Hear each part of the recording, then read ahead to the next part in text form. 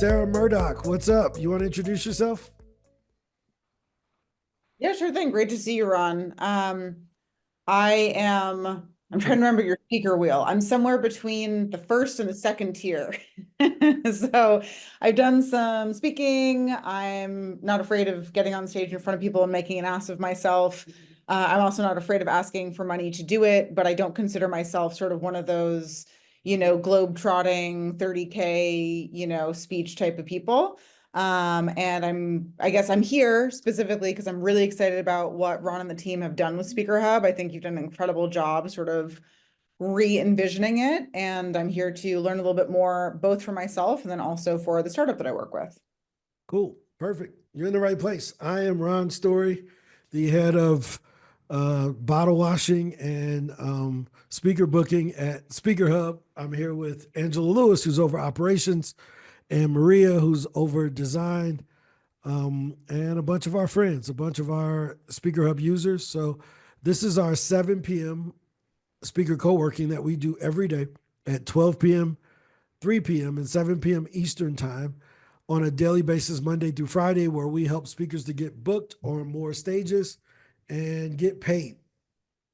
Unlike many speakers bureaus and things of that sort, we're really good at helping the speakers who want to speak to get paid than the speakers who, well, just pay me to show up like I'm Beyonce. Now, does that mean you can't get paid to speak at SpeakerHub? It's true.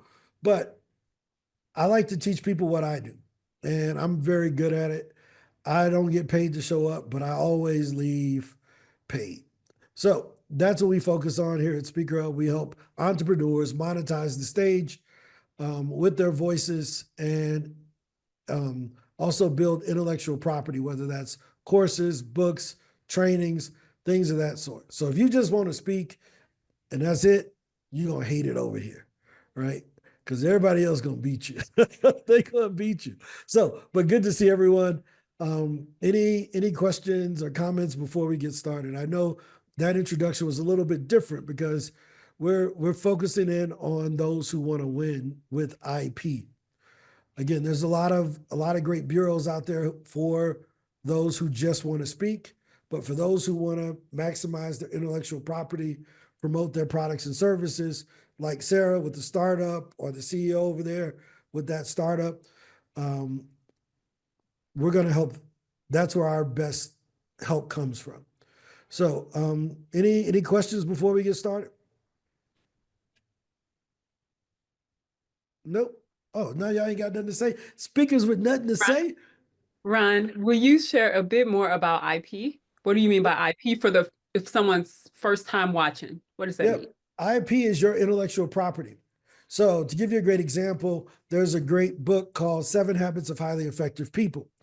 That started off as a book, but it was promoted as a speech by Stephen Covey. I bought the course that was a bunch of cassette tapes from Earl Nightingale, right? That's how I learned about it. So it was a little bit longer than the book. And then I bought the book, The Eighth Habit. And then I bought Something at the Speed of Trust. It's a yellow book that's by the same group. They got 27 classes on those same principles. They got a speakers bureau of people who teach on that intellectual property. That's IP. They're just not getting paid to show up to give a speech on the thing. They have trainings, they have courses, they have software, they have, workshops, all of those things. Because you can't just make a living off of expressing your intellectual property in one way. If we were to think of musicians, imagine if a musician only put out MP3s or was on a streaming platform and they never performed live. Imagine when you went to see Beyonce live and she didn't have a merch stand selling the Beyonce posters and the t-shirts. All of that is called intellectual property. If you think of the best speakers in the world, they're not just getting paid to speak. They have IP that they're pushing. Did that answer your question, Ange? That's what we do, right? Lawrence, good to see you. Always good for you to hop in. Any questions, any things that you all want to talk about? It's the 7 o'clock time. I know what I can talk about, but I think a lot of you all were at the earliest one. So I will ask you to dive deeper. How does a regular person have IP? Like what makes something IP versus to get to the point of 7 habits? How do you even get there? okay. So I'll give you a great example. I don't believe that there's anything new under the sun, right? I believe that everything I know is my perspective on every book I've ever read, every conversation I've ever had, every video I've ever watched. And that's how I use my own reasoning to synthesize the things that I agree with and I don't agree with. And that built my belief system. Does that make sense? And then I take those beliefs out into the world and I test them against real world or other people's points of views. Once I develop a particular point of view, like, hey, I believe that outbound pitching is the best way to get booked for a speaking gig. Once I develop that point of view, I take it out in the world and I try it. And then I say, well, maybe it just works for me. Let me give it to AJ. AJ, do this, see if it works. And if it works for AJ, and then I'm like, okay, one can be lucky, two is interesting. Bart, try this. See if they book you on podcast, Bart, we got something. Right? So that's what I've done with speaking. I've figured out that outbound pitching beats waiting. So that someone would call that my intellectual property, right? It was based on my experience, my thoughts. I developed it, and the way that I teach it in its own unique way. If I copyright it or trademark it, it's called intellectual property. Does that make sense? Now, you can express intellectual property in a lot of ways. I'm going to do some free promo for one of my guys. One of my brothers came out with this book just about a month ago. And it's called Don't Kiss with Your Eyes Open. Right? It's called Kiss with Your Eyes Open or something. Let's see. I think it's called Don't Kiss with Your Eyes Open. Let me make sure. What the heck? Darian George. Let me put him on here. If y'all go buy this book, it would be great. It's a novel. And what the heck is this? Maybe say, Ron, you did something to my computer? No, I'm just playing. Don't kiss with your eyes open. It's There never it is. kiss with your eyes closed. There it is. Never kiss with your eyes closed. There it is. What's it called? Never? It's never kiss with your eyes closed. There you go. Nah, that ain't it. It is. I'm looking at his Who's face. this dude? Darian George. Let me just do it this way. Bam. Darian George. So today the audiobook came out. The ebook is one version of that intellectual property. Does that make sense? The audiobook is another version of that intellectual property. So, as a good friend, as we do over here, we buy these things from our friends. Boom, done. Darian, I own both of them now. I got all of these daggone books, right? So I just bought another piece of intellectual property. He didn't have to work for this. The work was already done, and he's able to sell it even when he's not on stage. I've seen too many speakers go broke because they ain't on stage. What you gonna do? You only can speak for so long. You can only speak for so long. So you gotta have IP working for you. He can turn this into a stage play. He can turn the same script into a movie. He can turn it into a TV show. That's intellectual property, right? So if you're speaking only, you're thinking too small. Hey, Ron, can I actually ask you a question about this? Because I'm course. not an IP lawyer. I love the idea of the sort of like build once, sell 8 times type of thing. Super awesome. Where I personally get kind of nervous is around IP theft. Obviously, if somebody's just like literally copying and pasting, it's, pretty clear. I only ask because I've done some talks where like I'll have slides in the background and whatnot. And sometimes people will like, take shots and this and that. And I want them to be engaged. I'm not like, oh, put your camera away. Like I want them to be into it. It's sort of a good sign. But on the other hand, like then when I see it, later without attribution and things like that, I'm like, oh shit, should I have been a little bit more cautious? So just like thoughts on just the line between like wanting people to be excited and then not wanting them to copy it. So here's how I look at it, right? I think if you have frameworks that you can trademark, like Mhm. are things like if someone uses anything close to SpeakerHub, they got a problem. All right. I'm gonna try to be friends with you first. And if you don't want to change, then we got a problem. Right? Because I have the trademark on SpeakerHub. So Yeah. I totally understand the purpose of copywriting and trademarking things. Does that make sense? Yeah, for But on sure. the other side, some of the things that we talk about are generic, right? So what I learned from my trademark officer was that you had to be first to use or first to file. Okay. So if someone tries to use the speaker flywheel, I already got both of them. You better come up with something else. You better call it the speaker skywheel, because if it say flywheel, we got a problem. Right? You better be ready to defend it, is how I look at it, right? Yeah. So with that being the case, you know, I think that certain things you should protect. Now, let me give you the other side of it. If AJ is out saying, man, I learned this thing called a speaker flywheel, I don't really care. Or Bart or someone, I don't really care. Why? Because I'm an influencer. How can I Right. be upset that I influence somebody? Right. W- Like the whole Would you purpose of being a suggest? speaker is to be an influencer. No, Imagine for a sure. coffee company calling me saying, man, you be talking about our book too much on your webcast. Dude, like I bet a bunch of people already bought this book because I've been talking about it. Right. Right. So there's certain thing called fair use also. Okay. Does that make sense? So Yeah. fair use doesn't need attribution. Okay. Gotcha. Does Yeah. that So make you sense? don't actually have But to like cite the name of the person. You're not claiming to have written it yourself. yeah, I mean, Yeah. Okay. here's the thing.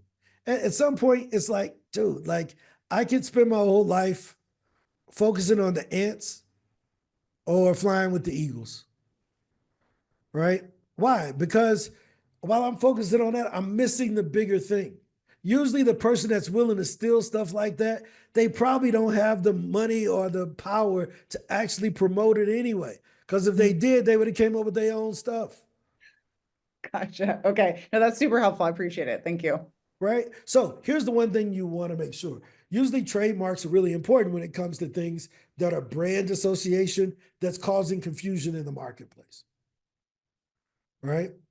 One of my friends, right, had a company called SpeakerHub.io.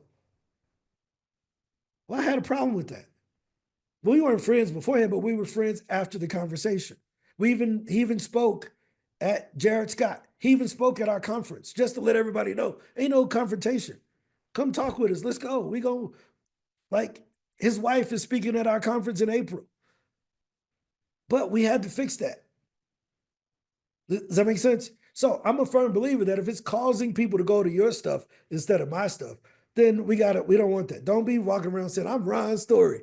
They're like, no, I thought you was AJ. No, I'm Ron. Like, hey, Ron. But I He look just robbing like us. you. Oh, dang. She gave you a compliment, bro. She complimented you, bro. Look at that. Right. Oh, well, I'm older than AJ, so there it is. That's the difference, Bart. But moral of the story is, I don't play an attorney online, but I'm not an attorney in real life either. But I think a lot of times we get too protective of things that maybe the person is just trying to share in good nature. Does that make sense? But consult your own attorney for advice. We just help you to get booked for speaking gigs. Protect your IP by all means. Does that make sense? Right. Any other questions? But this is, well, again, welcome. Sarah to SpeakerHub. We're like one big family over here. So we got jokes all day. Any other questions, Ange or Sarah or anybody? You mentioned something about testing it in the market. How long does someone need to test to know if it's valid? Well, so here's what happens. Most people don't test fast enough. In the software world, we have a thing called fail fast. And then there's another thing called continuous iteration. And if you want to see fail fast, look at what Facebook does or any other software companies do when they'll introduce a product and then all of a sudden they say, we're killing it, right? So that's called fail fast. They may come out with a feature, it doesn't work, they change it, right? But that process is called continuous iteration. We tried this button, it wasn't working. When it was red, we're going to try it when it's blue. We tried it when it was blue and it was working, but we're going to see if it's blue and if we make it bigger, will it work better? And you just keep making these continuous iterations to the software. At SpeakerHub, we're on a 7-day release cycle. Every 7 days, we usually release a new feature that's not a hot fix into the software. So you all may not notice it. We may just move the buttons around or make the button smaller or change the font. That's called continuous iteration. I think that same idea should be applied to everything, right? And let me show you a great example of continuous iteration and how we do it with our IP. So I'm going to come over here to Canva and I'm going to go way back in time to July of last year, right? And when I go back to July, it's going to show more. 6 months ago. We're going all the way back, right? So I'm going to go back to here, right? And accept cookies, right? 1 second. Shoot. Go back. I'm trying to go back to one that was 6 months ago so y'all can see.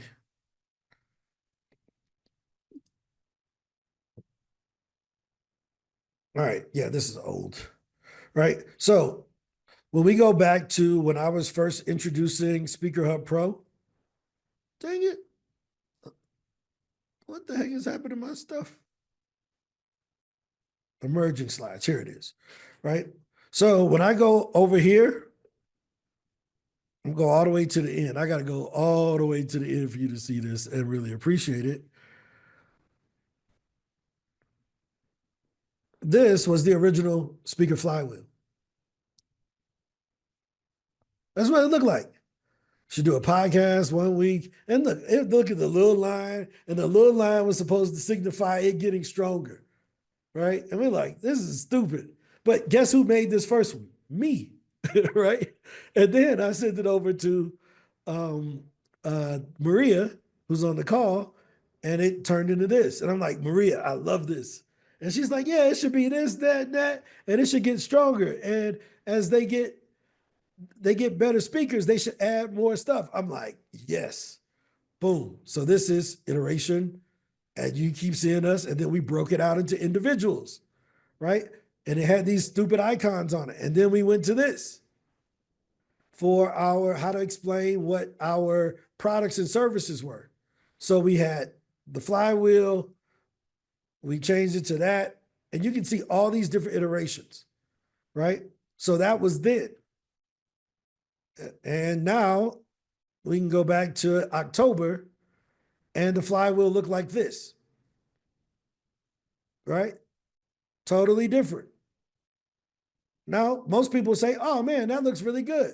But guess what? We've even iterated on that and changed where the letters were and put inbound and outbound on it where that wasn't on there. Like sales and marketing were missing. You see that?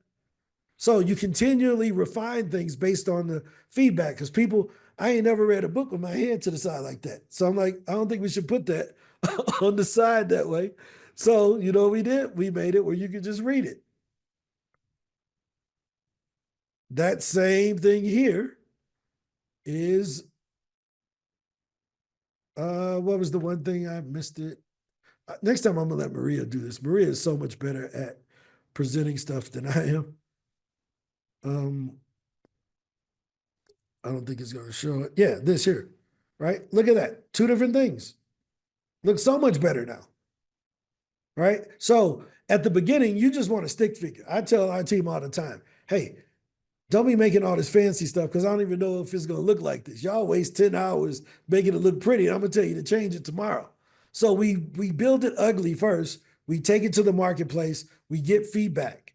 I have no problem with sending a text message to AJ, to Ange, different people. Yo, check this out. I was talking to Cardis today. I'm like, yo, I'm working on this idea. What's your thought? Right? And if you don't get feedback from the marketplace, right, that's when you run into issues. So, and your original question is, how long should you test? I think you should test for a while, but you should always be testing and asking people to buy. Does that make sense? Now, let me show you why. Let me show you why that's important. Let me go back to this. This slideshow right here, with all that ugly crap in there on the front, with the ugly flywheel, nah, that ain't even the one. I'm gonna show you the one. I gotta go way back. 1 second. Day one, emerging slides, right? This slideshow here, that we don't even use this no more with this. This is what St. Ron saw when she bought. My first webinar had this in it. You sold $150,000 worth of licenses in 48 hours with this. Because the concept made sense. Does that make sense? The concept made sense. The software wasn't even available for trial. People paid for the software and got access to it 30 days later. But they understood the concept of what the problems we were trying to solve. Does that make sense? So the only place in the world where I believe that you receive the product before you pay is a fancy restaurant. When you if I'm going to a football game, the Super Bowl next year, they probably selling tickets right now for next year's Super Bowl, a year ahead of time. We don't even know who's going to be in it. When the movie comes out, they put the tickets on sale. The movie come out 3 months later. Is that fair? So why are we so afraid to pre-sell our stuff? Great example, Speaker Launch Formula, our course and book. The 4 books are already written. The course I had to redo because once we started doing these daily calls and I started getting feedback, I'm like, oh, only 6 people going to benefit from this because I'm talking over everybody's head. Because only 8% of our speakers are experienced speakers. The other 94% or 92%, they are doing less than 5 gigs a year. They're new speakers. So why am I talking all this high level, use your QR for this and do all that? And when you do that, they're like, dude, we ain't got none of that. I'm just trying to get on a podcast. But you can take it to the marketplace before it's ready. Does that make sense, Ange? Did that answer your question? So test it, but take it to the market. Ask people to buy. We did it. We made money, right? I mean, that ugly thing has made more money than most speakers with all their fancy books and all their arrogant attitudes and fancy fees. I did it with that ugly thing because I can sell from stage and they can't. They don't have a product to sell. There it is. So don't be waiting. Take your stuff to the stage, document it, right? Here's a great way that I figured out how to document first case use. Now, it may not be official, but it's defensible. Go buy the domain name. Domain names are recorded publicly and they're permanent. Go buy the domain name. So when they say, when is the first time you took it to the market? Most of us don't remember. But my team would tell you, let me think of something. I'm buying a domain in the background while we talk about it. Let me show you something. You want to see? You think I'd be lying? I had a conversation with somebody today. What's that right there? Namecheap. It's open. because I bought a domain name in the conversation with somebody just to make, because I came up with the idea. I'm like, dude, let me go in and protect this because this is mine. We'll be using this in 2 weeks, but I now have a stamp date that I first brought it to the marketplace. Does that make sense? So if you got a great idea, the Murdoch formula, go buy the Murdoch formula dot something. It don't always have to be the .com. Buy dot something because it is a stamped date that you were in the marketplace at that day and time. Okay, wait. Selfishly, I want to jump in because you actually just touched on something. So I have a framework that I created before I joined the startup that I'm currently with. Mhm. And fortunately, they're very, very kind people who want everybody, including myself, to succeed. So I know they're not trying to steal it from me. And at the same time, I'm like, oh, shoot, should I try to, like actually work in my own website without stepping on their toes? And I know you can't speak for them, obviously, but I'm just kind of curious from this whole IP conversation and using domains and things like that. Do you think it's wise to when you're an executive, like when you're wearing an executive hat some days, then kind of a speaker hat other days, like do you try to do like total separation between the two, or do you try to like weave them, together as possible? So here's what I think. I think if they paid me to come up with the concept, then it's theirs because that's what they paid me to do. If I Mhm. already had it beforehand, I should have protected it already. Yeah, and I have an agreement with them that they're not allowed to No, claim. no, no, no. Did Yeah, you protect it? Did you file a trademark or something already? it's in process. Yeah. Okay, cool. I just want to make sure. That's all I'm Yeah, saying. for So sure. yeah, so then now you're just licensing the trademarks or whatever Yeah, to them, yeah. and they can keep using it afterwards as long as they keep paying the licensing fee. Gotcha. Okay. Okay. And that's how the cash part works. All right. Yep. Makes sense. Make sense? Yeah. So, but yeah, I mean, if you developed it on their time and they paid you to come up with it, it belongs to the company. But if it was developed ahead of time, you said, "Hey, here's a concept that I used 3 years ago. I think it will work here." Either modify it so that they can have a version of it, or if they're going to use your version, if you've already protected it, license it to them if they feel like it's worth it. Got it? Cool. Again, I'm not a lawyer. Let me give my legal disclaimer because I'm gonna have to call Mary. Say, hey Mary, I need you to have one of these calls. One of our customers tripping. you know. But yeah, that's it. Any other questions? Alicia, good to see you. Good to see you, Kevin. Good to see you joining us in the evening on the evening call. But basically, what we're talking about, guys, is speaker hubs doubling down on speakers that want to speak to get paid. I think there are a lot of resources out there for speakers who get paid to speak, regardless of how little of it they do. I want to see the guys who speak to get paid more, right? Because they have a better product. Again, you get paid in 3 ways: to show up, you get paid when you're there, you get paid when you leave. If you can get paid in all 3 ways, we're going to help you. But just because they're not paying you the first way doesn't mean you shouldn't get paid in the other 2 ways. Does that make sense? So we want to make sure that our folks are living off of their IP. That's our focus. Any other questions?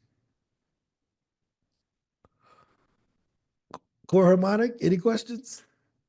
No? Okay, all right, good to see you. So I want to share something else because I think it's pretty cool.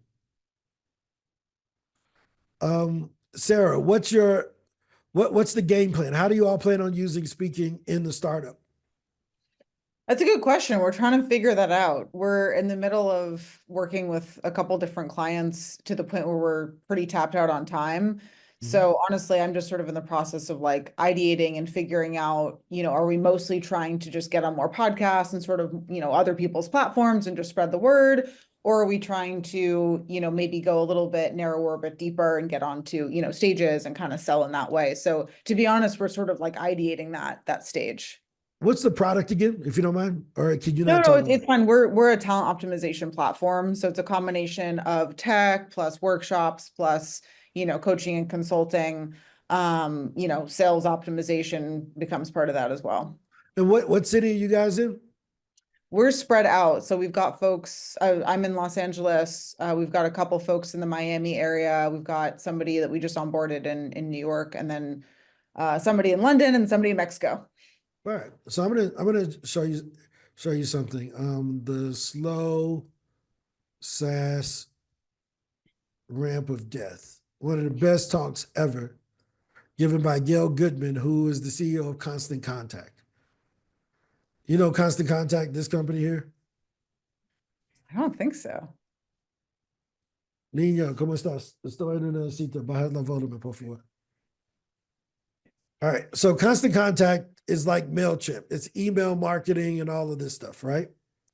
And you know what she said? We got to use our own product. If we're going to be teaching people about email marketing, we need to build our business on email marketing, right?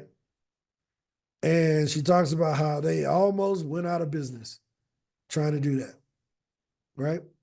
You know what she figured out? The people who were buying their simplified email stuff, they weren't on the internet all day. They were auto mechanic shops or accounting firms. They weren't on Facebook. So you can't run Facebook ads for that. They weren't Googling things. But you know what they were doing? They love this thing called the Lunch and Learn. So they would do community lunch and learns, and they would just reach out to businesses and say, hey, can we buy your people lunch and teach you all how to get more clients with email? And they would be like, some company want to come in and buy us lunch. You know, we told them we don't want pizza and they don't want the stale sandwich. They said they're going to bring us some really good stuff. So boom, that's what they would do. Because they would just go and do lunch and learns. And then they realized, oh, since our people, again, they're not on the internet, how do we get them with the lunch and learns? We need to call them. And if we're going to advertise afterwards, the auto shop always has on what? What's the one thing that's on in every auto shop you go into? The radio. The radio. So they ran radio ads, Constant Contact, blah, blah, blah, blah, blah, all the time, right? So we got to understand where our customers are and where we can reach them.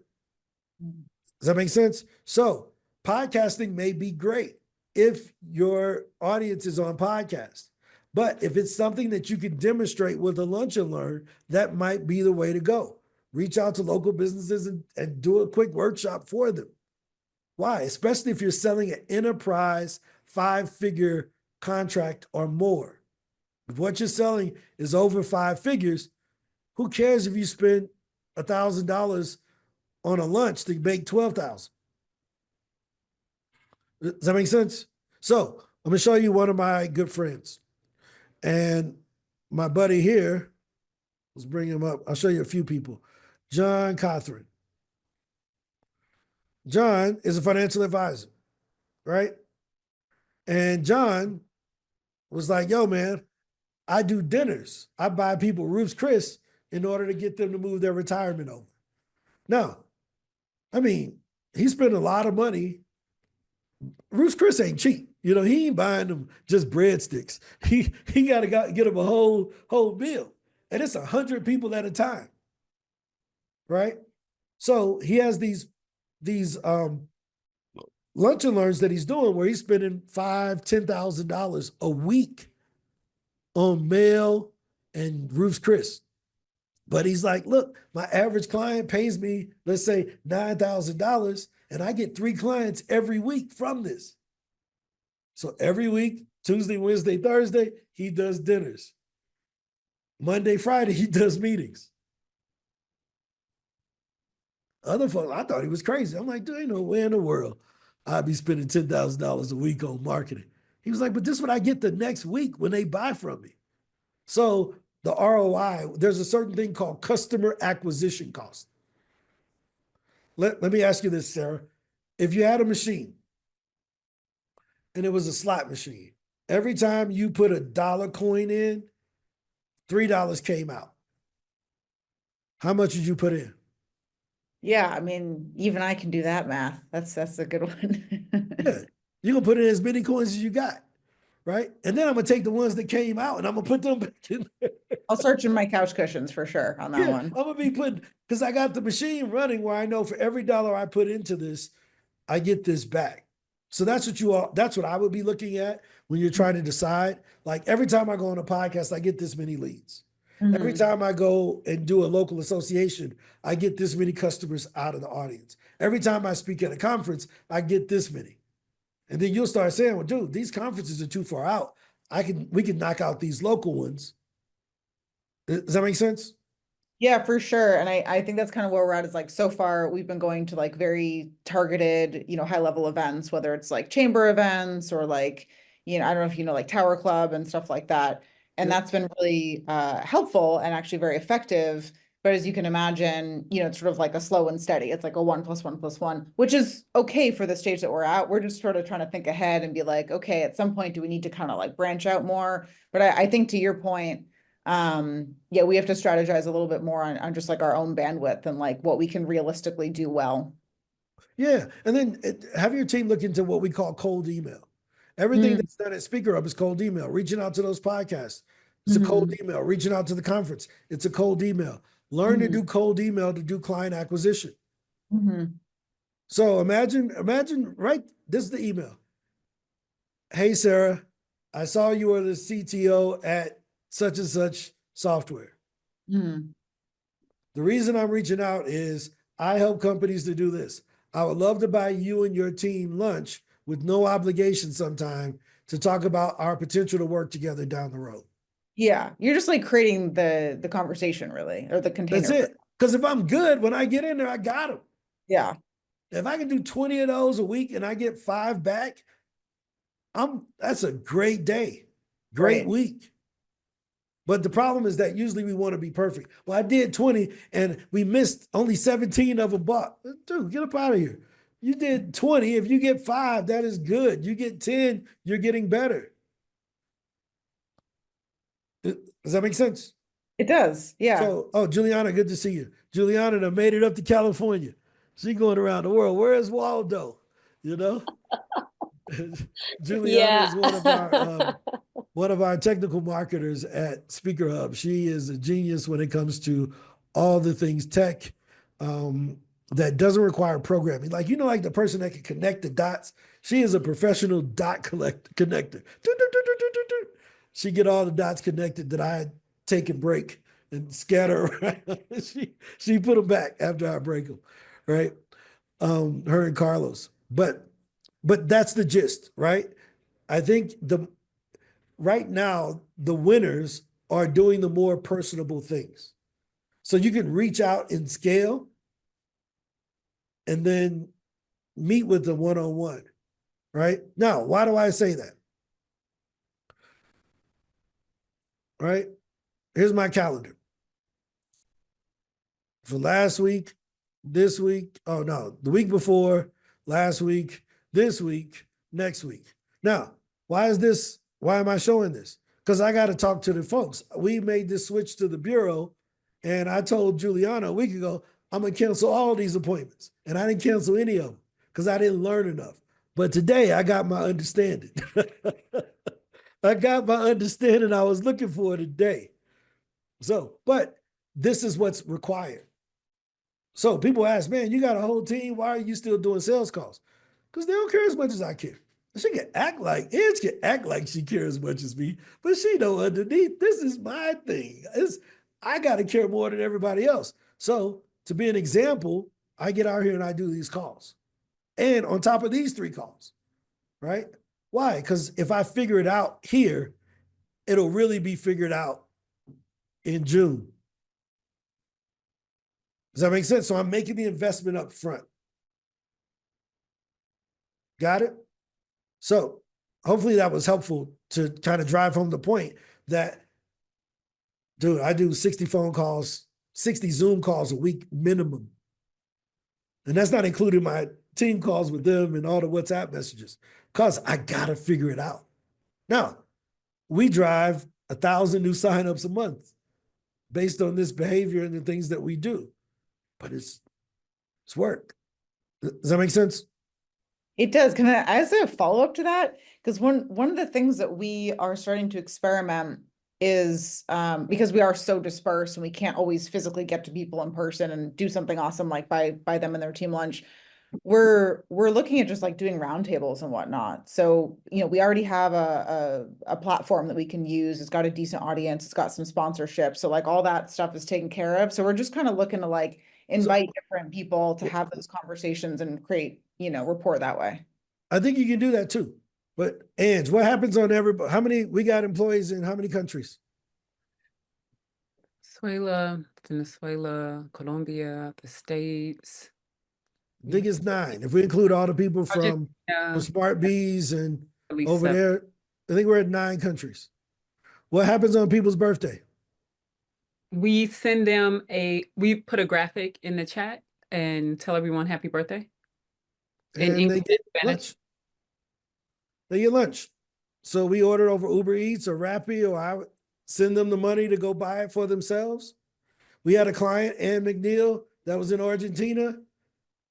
Juliana and Miguel live in Argentina. Miguel, take them to dinner.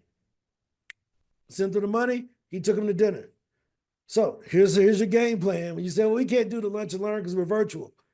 Uber eats the meal to their office. Mm-hmm. I did that back during COVID. For some reason, it didn't occur to me to do it again. I love that. There it is. Yeah. Uber eats the meal to their office and get them on the Zoom. Because they will feel like jerks if they eat your food and they don't come on the daggone Zoom. Nice. Does that make sense? There it is. You can do virtual lunch and learns all the time. Got it? Look, there's the Bruno Mars.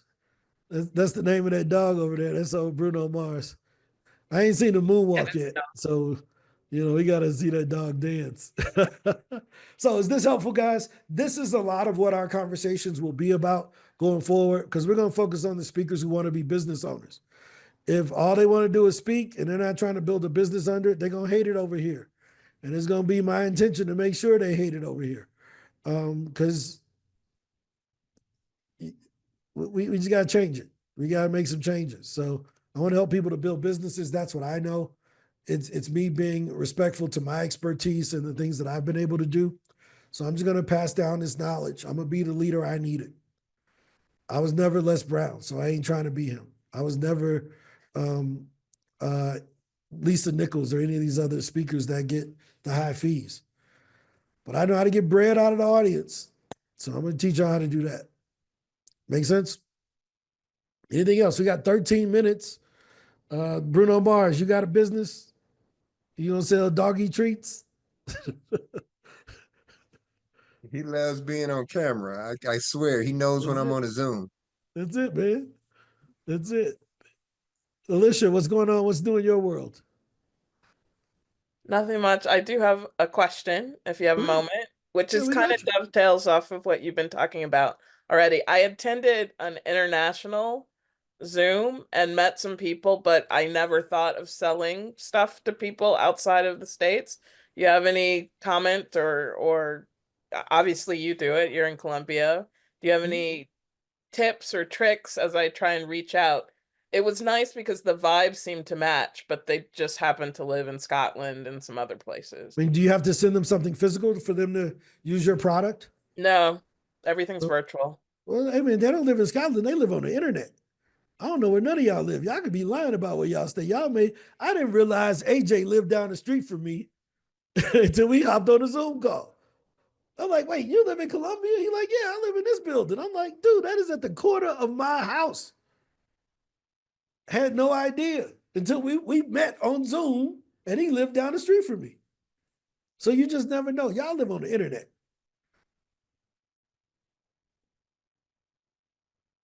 Hey, look, Alicia, don't be looking for no excuse not to sell your stuff. You know I ain't letting you get away with that. Right?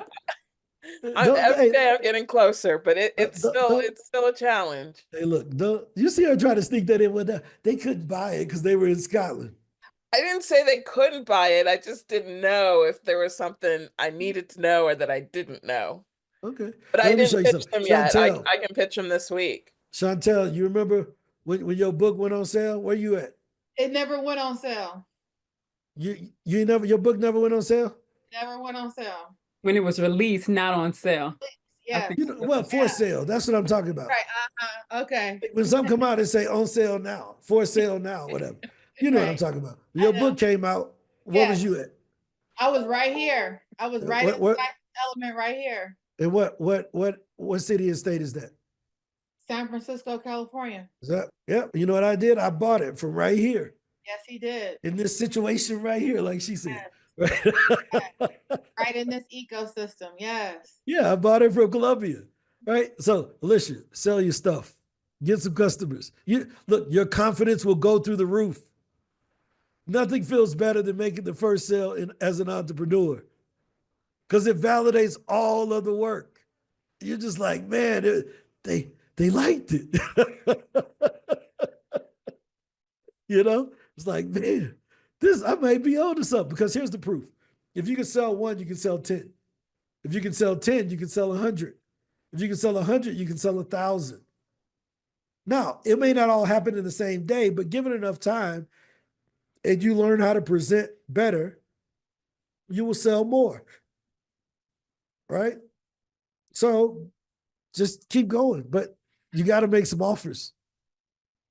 Okay? Okay, thank you. What is it that you're selling? Are we coming back to this again? What is it? What? You got 10 potential customers on here. This What you is sell? this is true. Last time I was on the call, we had an impromptu, like 30-second elevator pitch, and I wasn't very well Here's your prepared. chance. But yes, I sell. Oh my gosh, now I'm nervous. What I do is I help people reduce their sugar intake. I focus on people who are over 40. Some of them have health issues. Some of them are just trying to create a lifestyle that's more aligned with who they want what they want their life to be. So sometimes people just feel like they're getting older, so they want to lower their sugar intake. Some of them are doing it because they've got kids and they want to really learn some new recipes, some different approaches, some of the alternatives and substitutes. I do it in a way that's very creative. It's a very mind-body approach. My background is a data scientist. So what I do is I have you collect your own data. I use your individual data to inspire what is right for you, as opposed to what everybody else is doing just because everybody else is doing it. And we get your sugar down. Ooh, what's the link? How do you buy it? Yes, it's food.coreharmonic.com. Food.coreharmonic.com. Or you can go to www.coreharmonic.com. All right. Food.core. How you spell? I know we went through, I seriously, after we talked Put last the link time, in the thought chat. about a name change. I really Put the did link think in the about a chat. name change. You need to go buy nomoresugar.com. Stop eating sugar.com. Why some people can spell? Well, I got rid of actually the word sensitivity, food sensitivities, because of actually our last conversation. Nah, Because go get like nomoresugar.com. okay, Remember let's sweating see to the if oldies. Like it's really simple. yeah, You remember make it that? simpler. Make sense? Yeah. Where they buy it? Where you buy it at? Offers. Offers, free. And there are 3, and then I have some digital freebies, and my cookbook's not up yet. Let me see what's on here.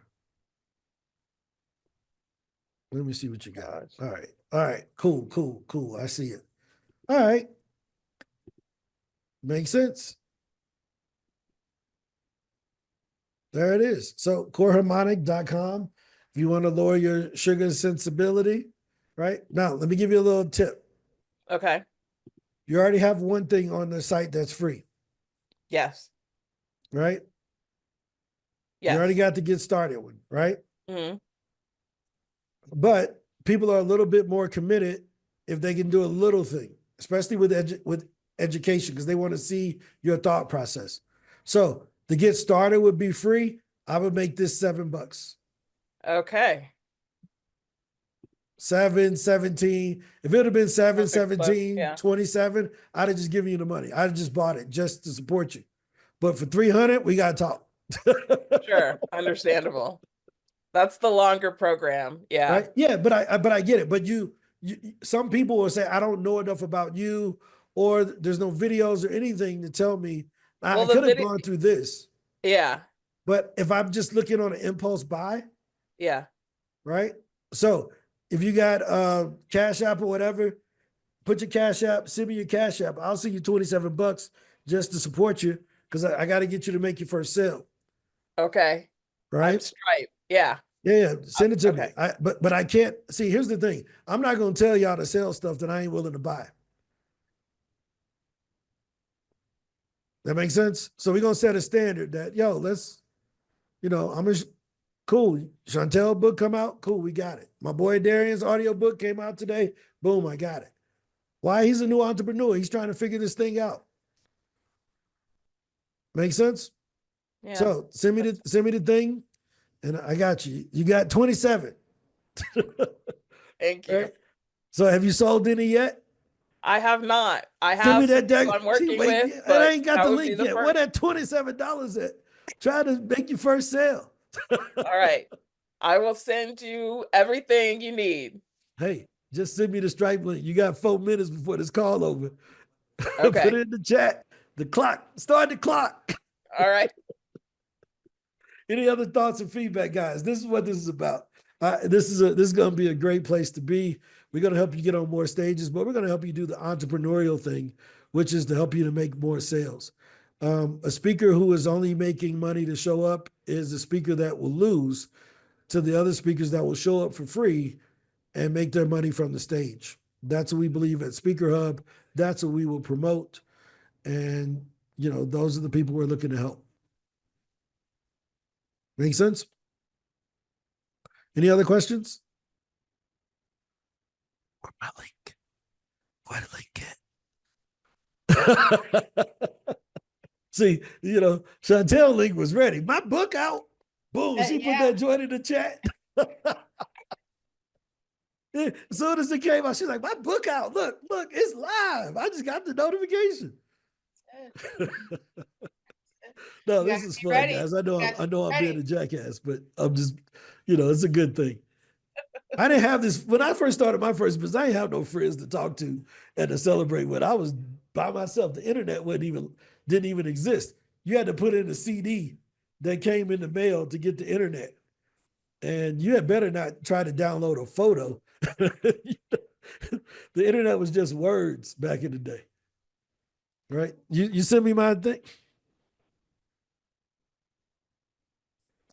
I just put my Cash App and my Zelle, all these fancy links. You gotta collect that $27, man. You got less than 2 minutes. Once this thing hits 7 o'clock, we leaving. Hey. I'm working with the software because all my stuff is in there. So You got Cash App? You got Zelle? I don't mess with all the Oh, other. she about to lose the sale. Right? She got a customer on the hook and she about to lose them in less than 2 I'm minutes. having a lesson in the moment. She's gonna have to come back to another meeting. She's gonna have to come back to another meeting. It's a lesson about being prepared. You gotta be ready, so you ain't gotta get ready.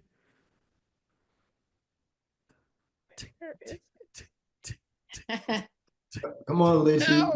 You're really making Scotland irrelevant right now.